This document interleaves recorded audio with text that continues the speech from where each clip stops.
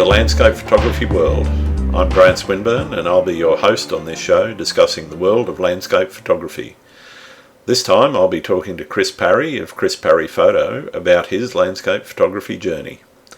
Chris is a Sydney-based photographer and has a great looking gallery on his social media feeds. You'll be getting to know Chris a little better and we'll talk about how he got started with landscape photography, what his inspirations and motivations are, and how he's developed his style and what he doesn't like about being a photographer. I'll apologise now for the quality of some of the audio on this track.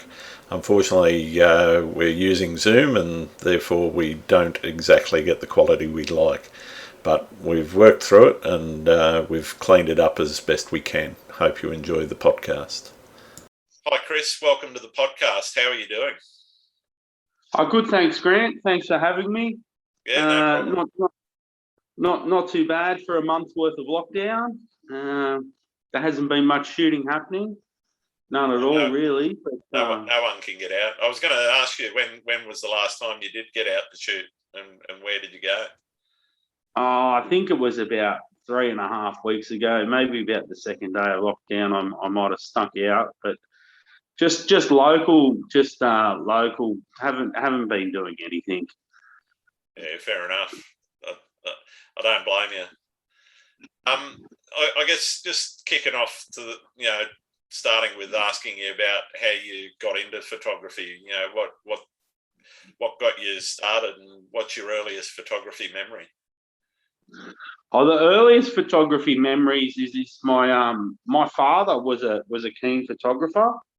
He wasn't exactly a professional or anything like that, but he was definitely keen. My father liked taking photos of trains and steam trains.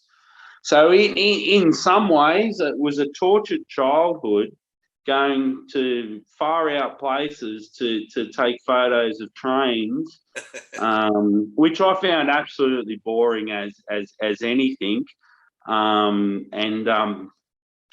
it was sort of interesting. And then Dad would always take the long way to go somewhere because he wanted to go take a photo of something like that. And which was like, can we just get there? And funnily enough, I take the long way to get places. And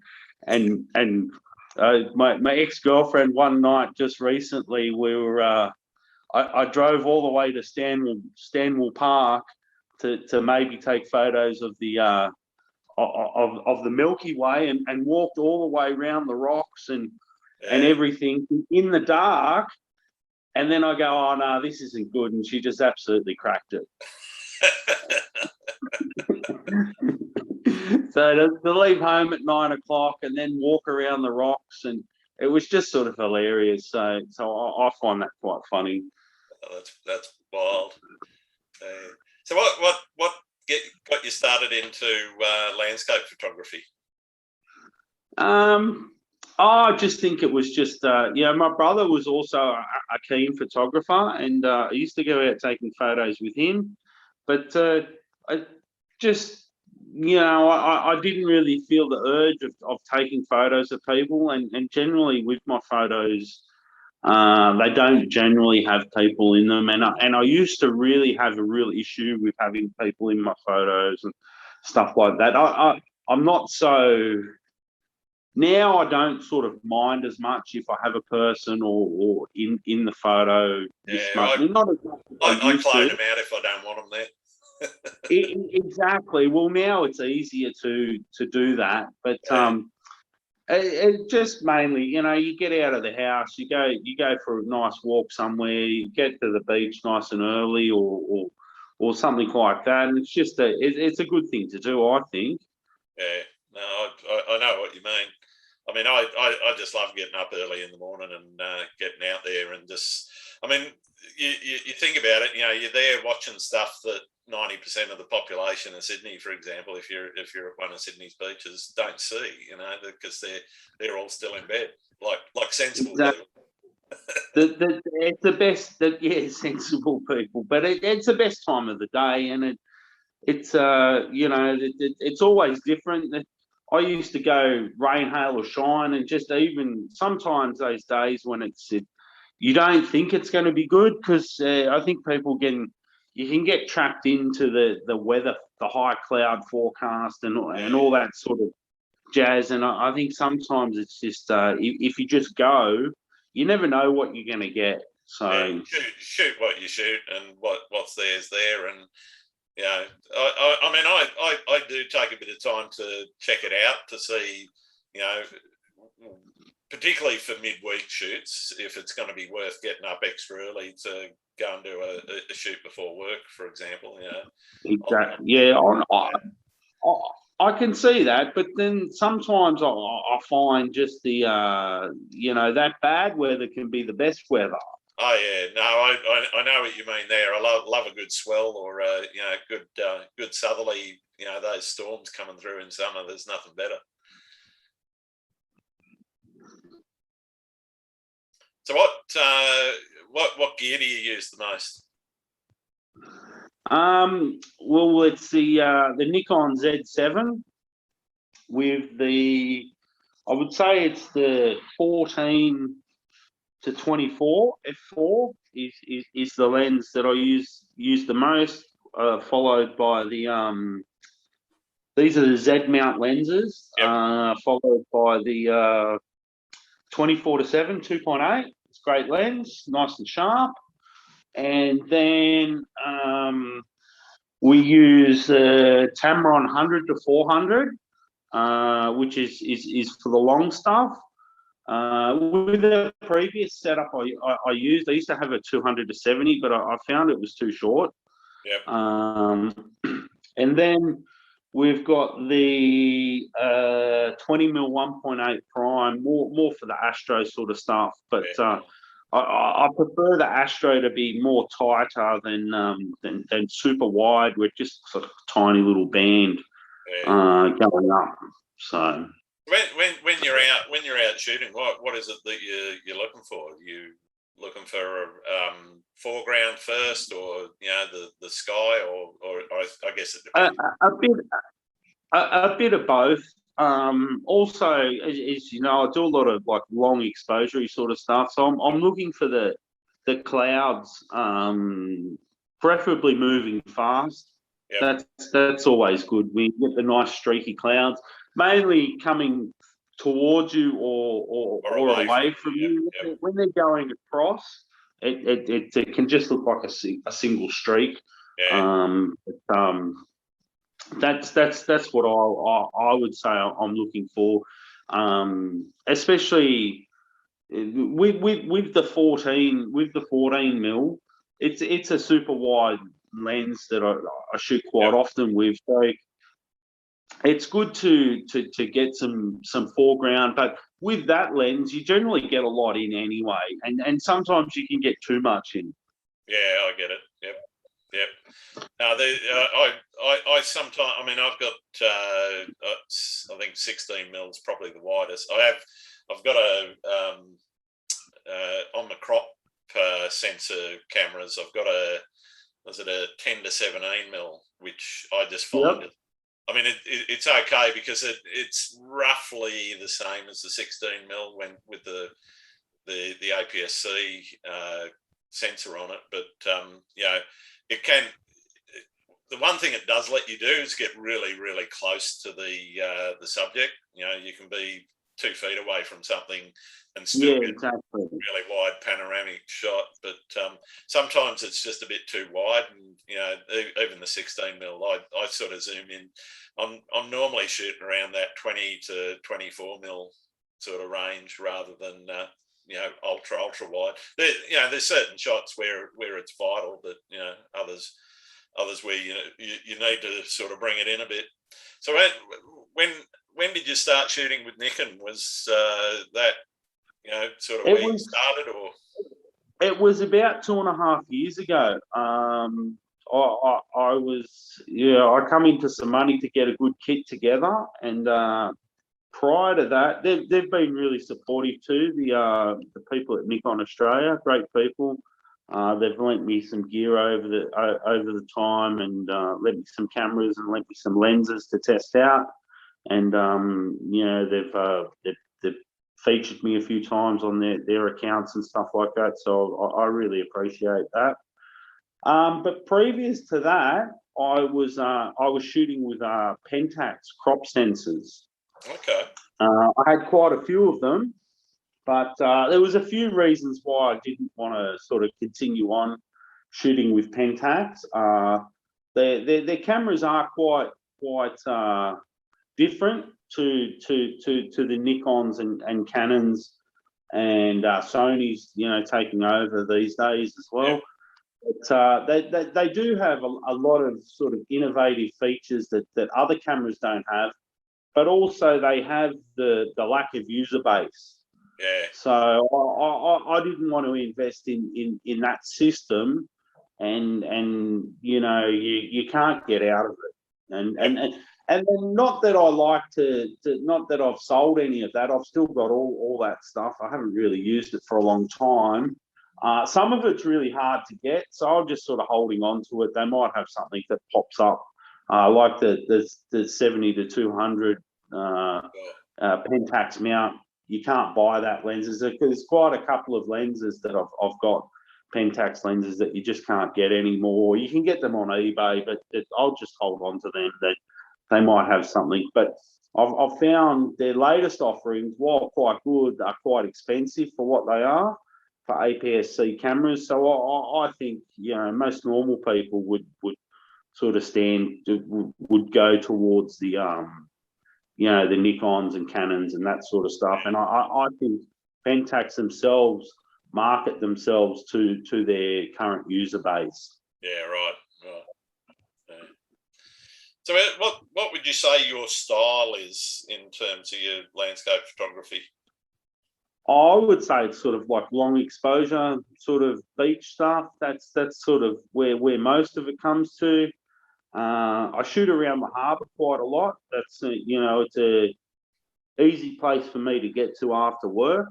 Yep. So that's why I'm quite often on the harbour. It's I just work at Lane Cove, and so I get around the harbour quite a lot, and a lot on the north side at this time of year. Yeah. You can't make it. There's just so many spots that you can pick up around there. You get a nice bit of sunset going. You can go just about anywhere on the harbour. It's classic. And then sometimes I think like I must have shot Kirribilli 5,000 times, but I generally find something new down there every now and then, or there's times where I've gone to Kirribilli and I've just gone for a bit of a walk and I haven't even taken photos. Like it's not happening today. And I think mainly a lot of that is that these days I just try to shoot more quality than quantity. Like I think back in the day, you'd run home to post it up as soon as possible and this stuff. And I think the last shoots that I went on before lockdown, I haven't even put the card out of the camera yet. Yeah. And it's still sitting in there. Whereas I previously in the past I would have run home and fiddled with it and got it posted as ASAP and before the sun went down and that sort of stuff. Whereas I think it's a bit chilled out more these days and don't see the urgency of the posting and that sort of stuff. Yeah. So in terms of editing and the way you approach that, does that impact the way that you shoot now, or vice versa? The way you shoot impacts, or is it a mixture? No, I think with the editing, it's I don't really worry about that when I don't think about the edit when I'm shooting. It's more of if there's issues, I can sort that out after. Yep. Obviously you can straighten things up if you've got a little bit of dark. Trying to do more in camera than anything, or a lot of the time, because with the long exposure stuff, sometimes if you do a long exposure, you put the 10 stop on at sunset, you've only got 2 or 3 shots. Yeah, you won't get too many shots anyway. Yeah, you won't get too many shots. So in that regard, I do try to time my exposures so they're balanced and that. But you sometimes with that long exposure and the 10 stop, you don't know what you're going to get until it's finished, and sometimes you can pull that out in post. The Z7's good for that because it's got more leeway than previously, whereas with the APS-C, it's got more leeway and you can pull up more, and obviously being it's a high megapixel camera, you can do some good crops if you want to. If there's something that was annoying you in the side, you can crop that out, and it's not going to really have any effect on your photo. Yeah. And one of the things, instead of cropping these days, I've been using the scale tool in Photoshop, which I think I'm just like, why didn't I find that 5 years ago? Yeah, I use that a lot, and I just find it. I mean, it's really useful. I think, particularly, the most times I use it is when it's fixing perspective. You know, you got that tilt down or tilt up with the wide angle lens, and you got buildings pointing out or pointing into the center and whatever. You know, and just trying to get the perspective so that they look straight. So I use the scale there because, you know, sometimes what can happen is when you fix the perspective and everything's straight, then it's either shrunk or grown. And so I use the scale to sort of make that perspective the right size. But I have also used it a couple of times for cropping or not cropping, if you know what I mean. Yeah, it's like the reverse crop. Yeah, which I quite like it, and don't know exactly how it works, but because my files still come out the same size, so I don't know, there must be some magic in there. Yeah, well, I think you'd have to learn a lot more about Photoshop than I know to you know, understand how some of that stuff works. I mean, I kind of see how some of it works. I mean, I don't know if you've ever watched any of the videos from what's his name, Marco Rudis, I think his name is, from F64 Academy. But I mean, he knows in detail exactly what's going on in Photoshop, and he sort of shows it so he can, you know, if you pull a contrast lever or, you know, HSL, he can show you exactly what it's doing at a pixel level to the color values and the light values and all that sort of thing, you know. Which I just blows my mind when I see some of his videos. I've learned a lot out of that, but you know, it's I mean, it's not the be all and end all. There's a lot of other guys out there doing that sort of stuff, and I just think it's worthwhile learning as much as you can about the tools. But I also don't go nuts. I don't go down to that level that he's doing. No, I think I'd be running on like intermediate skills or something like that. I've never done any courses on it or anything like that, so I just you know, I've learned a lot of various people, and then if I ever get stuck, I refer to YouTube. That's my same. That's my go-to. YouTube University.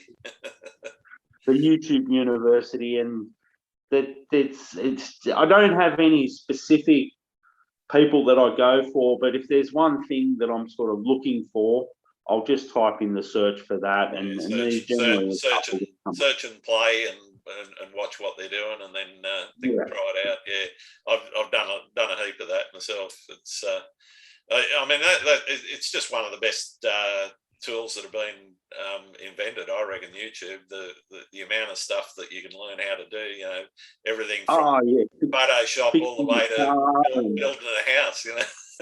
Yeah, exactly. It's always handy for fixing the car and all sorts of things. Yeah, if you've got a specific model of car that, you know, somebody's got a video, there's always somebody that's got a video about how to do this or that on it. Yeah, it's amazing.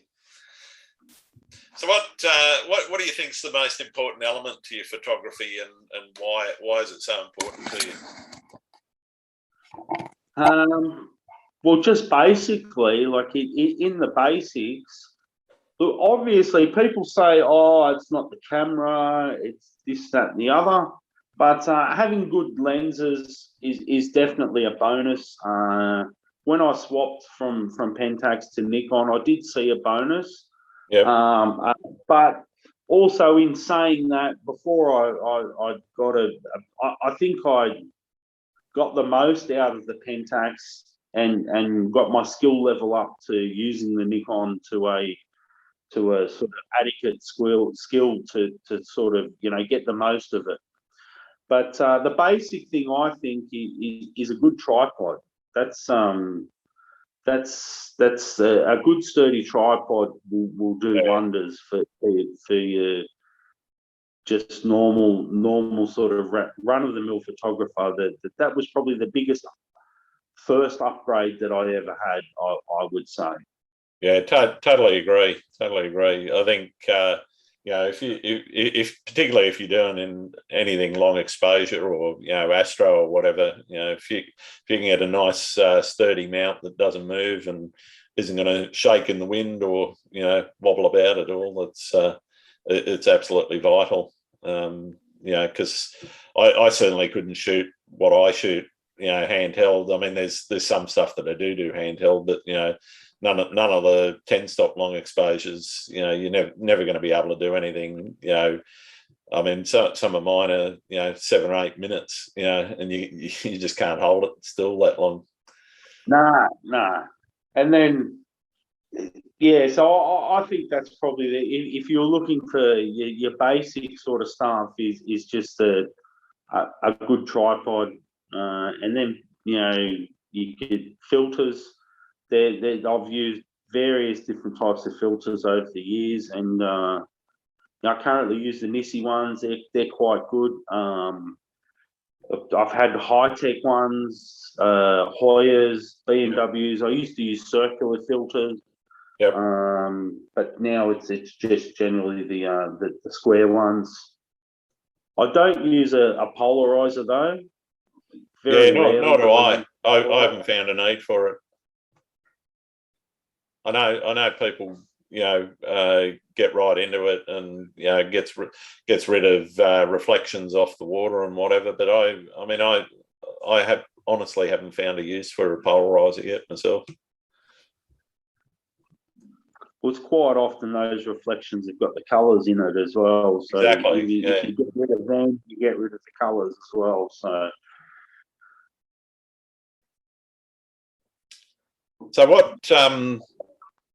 what's your favourite spot? Where's your happy place? I would say that's probably at Caves Beach. Yeah. Up near Lake Macquarie. That's one of my favourite spots. Also, my grandparents used to live there. Yep. So it's sort of funny going back to a place that used to go to when I was a kid, and stuff like that. And there's a few spots around there that I've gone that no one else has taken photos of, or wouldn't find just from tracks that I knew from when I was a little kid and stuff like that. So that's and it's a top spot. It's a nice spot. It's not too far as well. It's only about an hour and a half away. Yeah. I haven't shot up there. I've been up there a couple of times during the day, and it's still on the list. I mean, I haven't shot Catherine Hill Bay either. So there's a stack of places that I haven't shot Catherine. Oh, sorry? you got to go. Oh, I know. I know. It's a bucket list. I know. Just haven't had the opportunity to be there at the right time, and it just hasn't worked out for me. So I'll need to get up early one day and get up there. That was I was going to say Cathay was the favourite, but it's definitely on the top 10 list. Cathay. Yeah. That's it's such a unique place. So it's sort of it's with the wharf here in New South Wales coast. There's sort of nothing like it really. Yeah. Yeah, it's I mean, I've seen some fantastic shots up there, and there's just so many different comps that you can set up there. From what I can tell, I mean, I've probably seen about even in the last sort of 6 months, I've probably seen about 30 or 40 different compositions that people have put up from that people have posted, and I like a spot like that you can go to time and time again and come up with something completely different than the last time you go to, because otherwise, it does get a bit routine. If you're always sort of shooting the opera houses, there's a few places that you can go, and it's but it just gets a bit samey unless the sky's doing something interesting.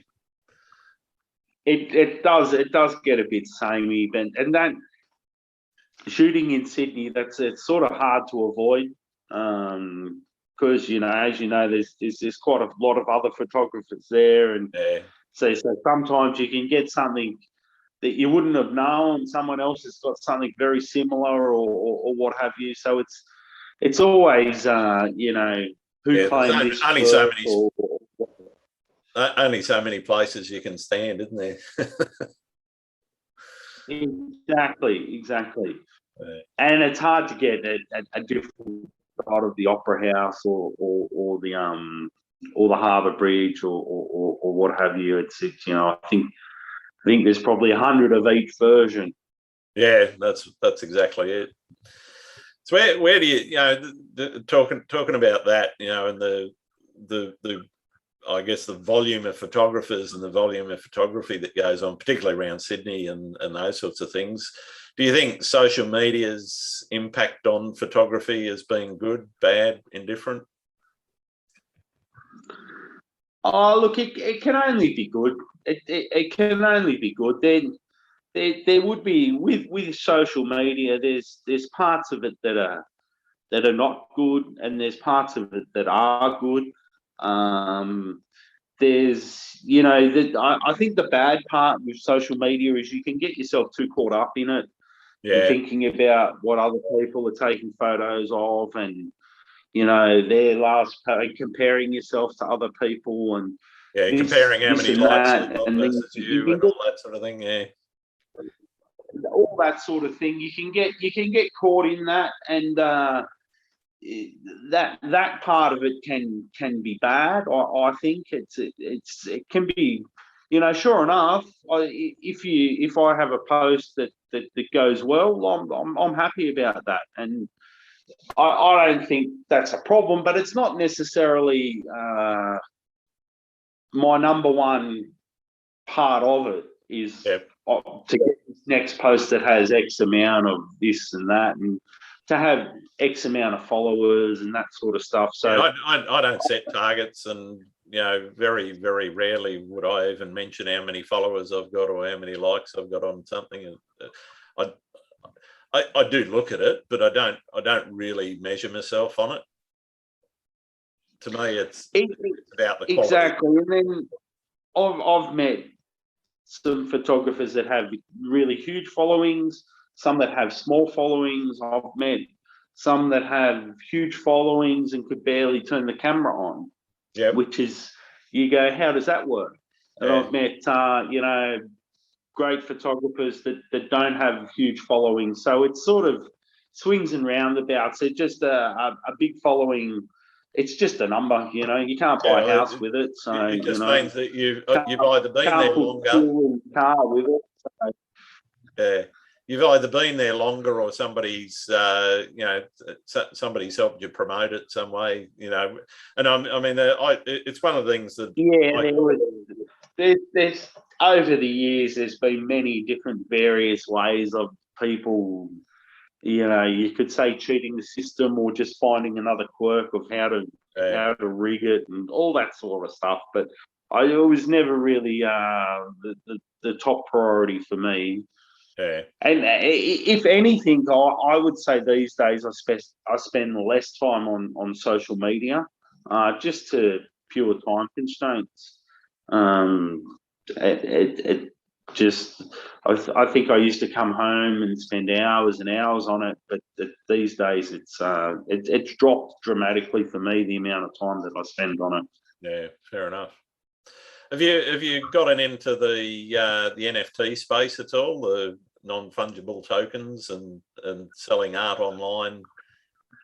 No, no. Look, it was a bit of a hot topic, and I did sort of look it up a little bit when it sort of first sort of sprung to everyone's attention. Look, sure enough, I'd love to get into it, and someone can pay $10 million for one of my JPEG files. Yeah. That would be very appreciative. If there's anyone out there, send Grant a message, and if they want to pay millions and millions of dollars for an old JPEG of mine, no worries. We could put all the JPEGs together. But it's that sort of cryptocurrency sort of space is sort of, is it real? Is it real money? Is it going to be around in 10 or 15 years time? And then What happens when everybody switches all the computers off? Exactly. And then for me, I've never really made a big thing about selling my stuff. And I've actually, when I sell my stuff, it's not actually, I don't actually enjoy it, funnily enough. Really? So I've never sort of looked at the hobby as sort of like a money making thing or something like that. I like the process, and then sure enough, I should try and capitalize and make more money for the amount of petrol and Ks and equipment and braking stuff and tripods and all that sort of stuff. They would have to pay lots and lots for these NFTs for me to break even. Yeah, no, I know exactly what you mean there. And I mean, I've only recently put up a print shop on online, and I've sold a couple, which is nice. But I know realistically, unless I end up like being landscape photographer of the year for some award or whatever, and you get and I've got 100,000 followers, then maybe I'll sell a few or enough to make a living out of it. But I don't see that happening in the next couple of years anyway. No, and look, I'm happy with my job. It's it pays the bills these days, and photography. Any money that I've ever earned off it has just been sort of handy, and beer money, as you would say, and it's that's the way. And it's always the sales for me have always rolled in like a sort of wave where I would get a few inquiries at once, and then it goes quiet for a few months, and I'll get a few inquiries at once, and and that's I'm happy with that. I'm not trying to buy this off people. It's just, I don't find it my style sort of thing is to push, and that ties into the influencing, like there is a few influencer apps out there where you can sign up for promoting products and this, that, and the other on social media. Yep. But half the time I see them, it's what was the one they had last week is for Abbott's bread, and I'm like, well, what am I going to do? Take a photo of a loaf of bread and say it's awesome bread or something? Like, but we're going to take a shot of a wheat field. What you want is a nice lonesome tree in a wheat field. Exactly. But and then sure enough, there's lots of people banging on the door to take up that bread job or Big W or whatever they have. But it's just and then they pay $140. Oh, what do I want to take a photo of a loaf of bread for $150 for? Yeah, no, I know exactly what you mean. Yeah. So that sounds like one of the things you don't like about being a photographer. What do you and don't you like about it? Well, I don't like the early mornings, but I do like the early mornings. I And know. then, so that's the double-edged sword. And then, oh, look, there's a lot of good things. I've had a lot of good opportunities and met a lot of good people through it. So, and then I think back to what I used to do before I sort of got into this hobby. I didn't really do much. Yeah. So that's, I get out and about and, go various places. And I think that's the best part of it, just getting out and about, going to places you've never been before and that sort of stuff. Yeah. Yeah, no, I know exactly what you mean there. I think some of my favourite experiences have just been, going to a place that I've heard of or seen a shot of somewhere, and you just go down this path at 4 o'clock in the morning with wombats and wallabies and emus and whatever coming out of the forest in front of you, and you end up at this beach in the pitch dark, and you're hoping that the sunrise is going to be good, and then it is, and it's absolutely marvelous, and you come away with some nice Well, shots. it's that game of optimism. So That's I right. think to be a photographer, you have to be an optimist. So, is the glass half full? Is it half empty? Well, if you don't go and find out, you'll never know. That's right. Yeah, That's you got to be in the it to game win of it. optimism. Yeah, Yeah. absolutely. So, how have you handled the pandemic? What's been going on in Chris Parry's world during the pandemic? Well, we've been going through the pile of hard drives. We've got an excess amount of hard drives, especially since you shoot a 47 megapixel camera. Yep. You can rack those hard drives up pretty quick. And I'm just going through the old stuff and watching a bit of Netflix, a bit of binge, a bit of Prime, annoying the neighbours with the stereo system. That's always fun. That's always fun. Well, I had to get rid of some speakers because I had too many, but that's another story. Fair enough. Well, what do you like to do when you're not out shooting, other than Netflix? That's I'd just like to come home and relax. I'd say that's the main thing is just to come home and relax, and then pizza, food, eating, just the standard stuff. Nothing sort of. I remember once someone said, "Oh, what do you do on the weekends?" And I said, "Oh, I go and take photos." And they're like, "Oh, what else do you do?" And I'm like, "I go and take photos." Is there anything else you do? And I'm like, "Yeah, I go and take photos." Yeah, I sit and edit them.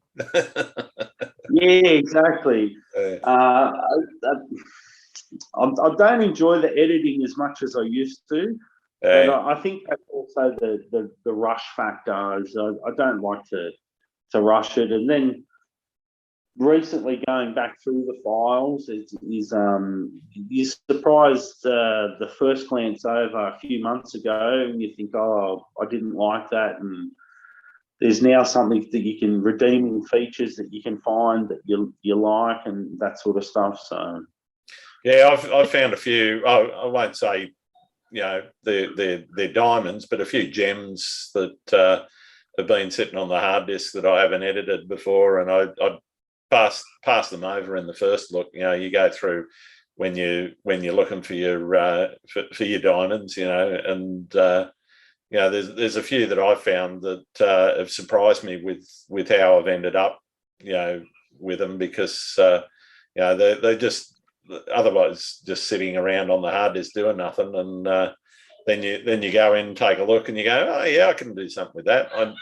And part of it is that you've learned a little bit more, I think, along the way between when you last looked at them and now, and you know how to handle it. You might have a little bit of light or a bit of noise that you want to get rid of, and you know how to deal with it now. And for me, it's been an interesting exercise going through the old drives and just seeing what's there and trying trying to work with what I've got because I can't shoot anything new. Exactly, and then it's funny how when you look at the old stuff, you're exactly right. Where there's a little new technique that you figured out, and there's always something new on Lightroom and Photoshop and that sort of stuff. Whereas, I think you did right there, Grant. Yeah. Well, I'm glad you mentioned that you're into pizza, because the most important question's coming up, and that is pineapple on pizza, yes or no? It's not too bad. It's not too bad. It's not my favourite. It's not my favourite. It's controversial, I know. So, is there anything you want to ask me? Oh, I don't know, Grant. I'm not the best with questions. No, that's all right. No worries. No, but I hope the podcast goes well, and I think you probably picked the right time to start something like this. So I hope it's pretty successful for you. Who else have you got coming up?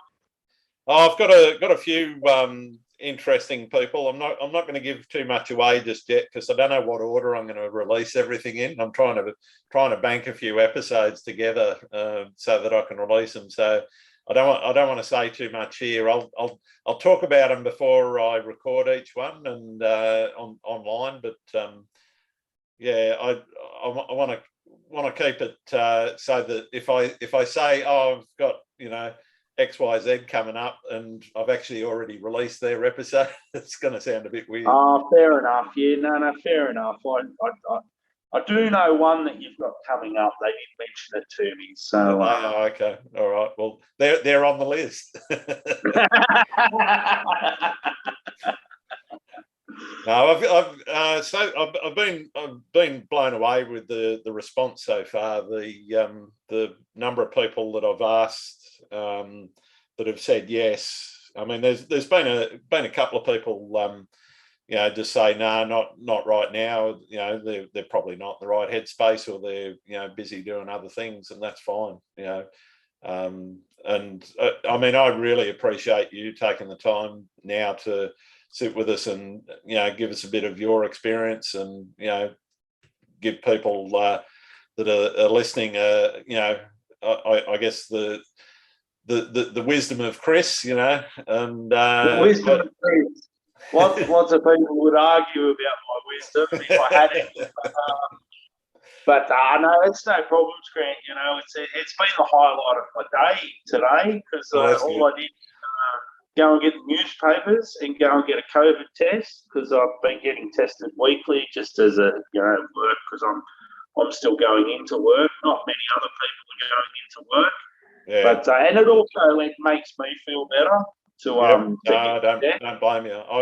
I went and got tested yesterday because where my wife and one of my daughters works, they had someone come into the shop, because they're working in retail at the moment, and unfortunately they haven't closed, but they had someone come into their shop last week. So we went. I'm fully vaccinated, which is nice, but I went and got tested yesterday. All came back negative, which is nice. And as long as that keeps happening, I'll be a happy man. Well, I've got one more vaccination to go, and I'll feel a lot better about it. And I think other people should go and get their vaccination. Absolutely. If you haven't vaccinated, go and do it now. Sooner. And I've got a bit of a sore point with those anti-vax people, but each to their own. Yeah. I'm not going to get into the politics of vaccinations and all the rest of it, but I'm with you. I just thought we'd slide that bit in. I don't blame you. If people haven't got the message yet, then they need to. Well, yeah, exactly. It's sort of common sense, but what is common sense? Absolutely. Standing on a rock shelf with a 6-foot swell coming at you at sunrise. Yeah, it's not very common, that common sense. Exactly. Yeah. All right, Chris, it's been fantastic talking to you, mate. I really appreciate you taking the time, and I just hope everyone listening's enjoyed the podcast, and I'll talk to you later. Thanks very much. No worries, Grant. Thanks very much. Thanks again for listening to Landscape Photography World. I hope you enjoyed the show, and will keep listening because I'll be joined by some great guests in upcoming episodes. I'm Grant Swinburne, and I hope to see you soon out shooting. Goodbye for now.